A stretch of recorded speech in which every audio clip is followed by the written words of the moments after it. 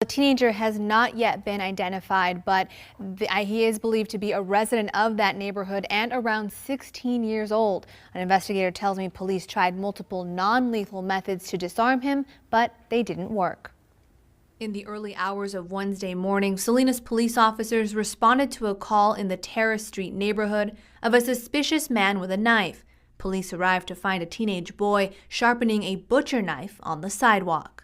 At some point during the contact with the police officers, the subject turned and was banging on the shed, striking the shed, acting rather irrational.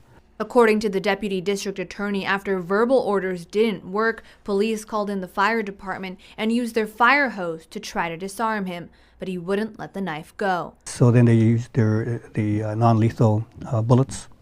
Again, had no effect on him. 3 tasers were deployed, and none of them had any effect. After those methods didn't work, the young man entered one of these houses and police officers followed, and we're told that's where the fatal shots were fired. The officers, not knowing if somebody else was inside the house who could become a victim or hostage, they elected to follow him into the residence. He approached the officers, knife in hand, and 2 of the officers deployed lethal force. One with an AR-15 rifle and the other with his handgun, a total of 8 rounds fired. Neighbors were shocked to learn what happened while they were sleeping. That's really scary. I do feel sad that it was like a person around my age, because who knows what the future would have brought to that person, because only he knows what he was doing.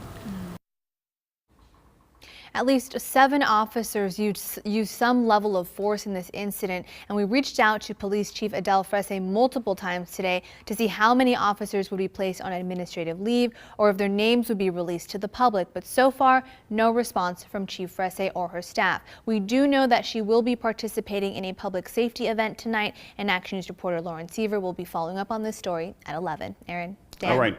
Bianca, thank you. Thank you, Bianca. Part of the district attorney's investigation will be to review the body camera video. The 14 officers on the scene did have cameras. 4 officers were inside at the time of the shooting. They had cameras as well.